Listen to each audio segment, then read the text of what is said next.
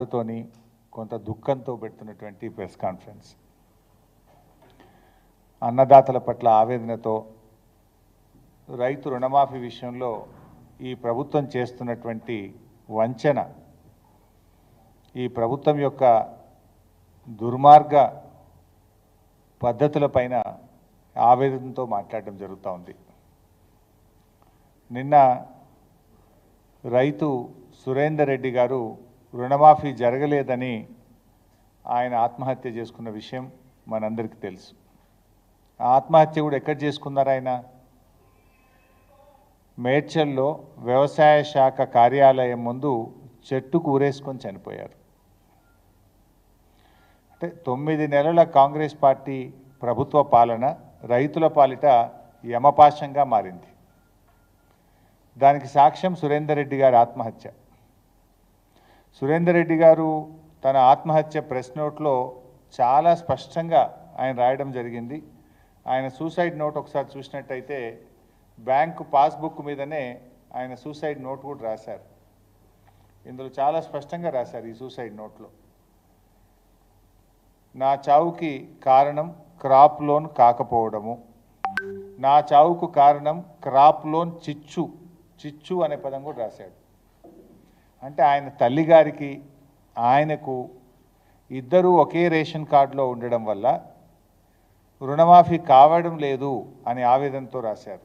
ఇందులో కూడా రాశారు నా చావుకు కారణం మా అమ్మ అని కూడా రాశాడు. ఎందుకంటే అమ్మగారి క్రాప్ లోను ఆయనకు క్రాప్ లోన్, ఇద్దరికీ క్రాప్ లోన్ ఉంది. ఇద్దరికి కలిపి ఒకే రేషన్ కార్డు ఉండడం వల్ల బ్యాంక్ మేనేజర్ దగ్గరికి వెళ్తే మీది జాయింట్ ఫ్యామిలీ, రేషన్ కార్డులో మీ అమ్మ నువ్వు కలిసి ఉన్నావు కనుక ఒకరికే రుణమాఫీ అవుతుంది అన్నారట. వారి తల్లిగారి పేరు సుశీల. సో సుశీల గారి పేరు మీద 2 ఎకరాల పాస్బుక్ ఉన్నది. వాళ్ళ అమ్మగారికి 1,15,662 రూపాయల లోన్ ఉంది.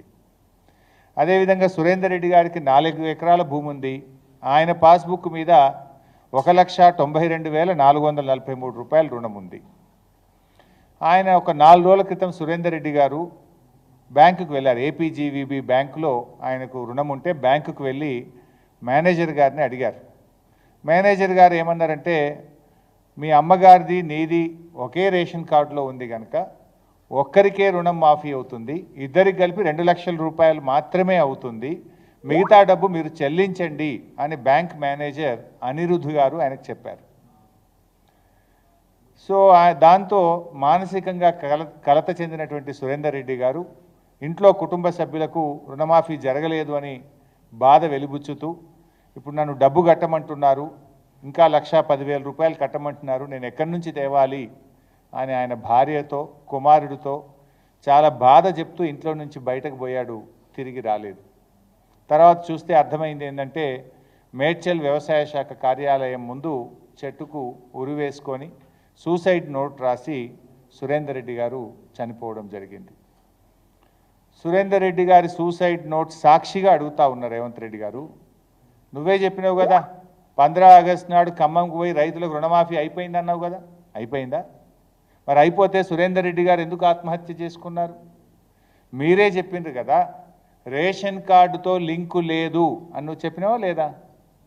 నేను రుణమాఫీ గైడ్లైన్స్ వచ్చిన రోజే అసెంబ్లీలో ప్రెస్ మీట్ పెడితే నేను ప్రెస్ మీట్ పెట్టిన కొద్ది గంటల్లోనే ప్రభుత్వం నుంచి నోట్ వచ్చింది. ఏమని?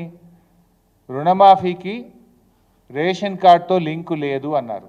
కానీ లింకు ఉన్నది కనుకనే, గైడ్లైన్స్లో ఉన్నది కనుకనే బ్యాంక్ మేనేజర్ అనిరుద్ధ్ మీ ఇద్దరికి కలిపి రేషన్ కార్డులో ఒక్కరికి మాత్రమే రుణమాఫీ అవుతుంది, 2 లక్షలు మాత్రమే అయిద్దంటేనే కదా సురేందర్ రెడ్డి ఆత్మహత్య చేసుకున్నది. అంటే ప్రభుత్వం చెప్పుతున్న మాటలకు చేతలకు పొంతన లేదు అని చాలా స్పష్టంగా మనకి ఈరోజు అర్థమవుతా ఉంది.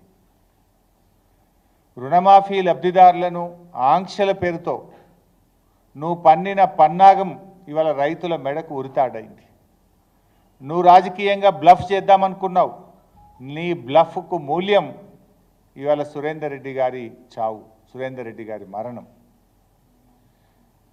ఇవాళ సురేందర్ రెడ్డి గారి లెటర్లోని సూసైడ్ నోట్లోని ప్రతి అక్షరం నీ దురాగతాన్ని, నీ రాజకీయ దివాలా కోరుతనాన్ని, నీ నగ్న స్వరూపాన్ని ఇలా బజార్లో నిలబెట్టిందని చెప్పక తప్పదు. ఈ సూసైడ్ లెటర్ నీ 9 నెలల దుష్ట పాలన మీద తెలంగాణ రైతులు రాసిన పంచనామా ఇది. ఇలా నీ పాలనలో ఈ రోజు వరకు రాష్ట్రంలో 475 మంది రైతులు ఆత్మహత్య చేసుకున్నారు. నువ్వు గతంలోనే అడిగిన లిస్టు ఉంటే పంపండి అన్నావు. గంట సేపట్టే నీకు లిస్టు పంపిన, కానీ ఏ ఒక్క రైతును కూడా మీరు ఆదుకోలేదు. ఎందుకు జరిగిందో కూడా మీరు ఈరోజు చెప్పినటువంటి పరిస్థితి లేదు. అంటే నీ పాలన ఎట్లుందంటే ఎన్నికల ముందు ఒక మాట, కుర్చీ ఎక్కినాక ఇంకో మాట, బడ్జెట్లో ఒక మాట, పార్లమెంట్ ఎన్నికల ముందు ఒక మాట, పార్లమెంట్ ఎన్నికలు అయ్యాక ఇంకొక మాట, పూటకో మాట. నీది పొద్దుతిరుగుడు పువ్వు కంటే వేగంగా మారుతూ ఉన్నావు. ఊసర వెల్లులు కూడా నిన్ను చూసి సిగ్గుపడతా ఉన్నాయి. ఇప్పుడు ఎన్నికల ముందు ఏం చెప్పినావు?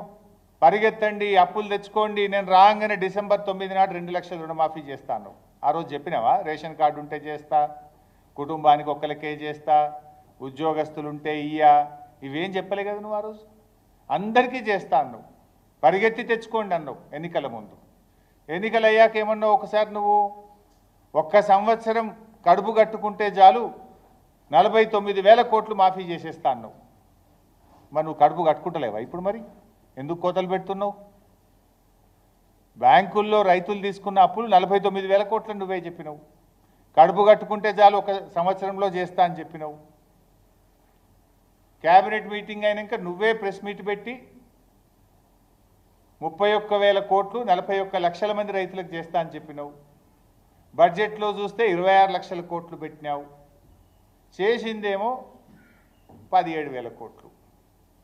పార్లమెంట్ ఎన్నికల ముందు దేవుడి మీద ఒట్టు పెట్టి 15 ఆగస్టులోగా పూర్తి చేస్తా అంటివి. మరి ఇవాళ సురేందర్ రెడ్డి గారి ఆత్మహత్య ఎందుకు జరిగింది? ఇది నీ వైఫల్యం కాదా? ఈ నీ ప్రభుత్వం ఇది రైతుల్ని మోసం చేయడం, దగా చేయడం కాదా అని నేను అడుగుతా ఉన్నా. ఇలా ఎంత బాధ అంటే, తల్లికి పిల్లల మధ్య గొడవ పెడితివి,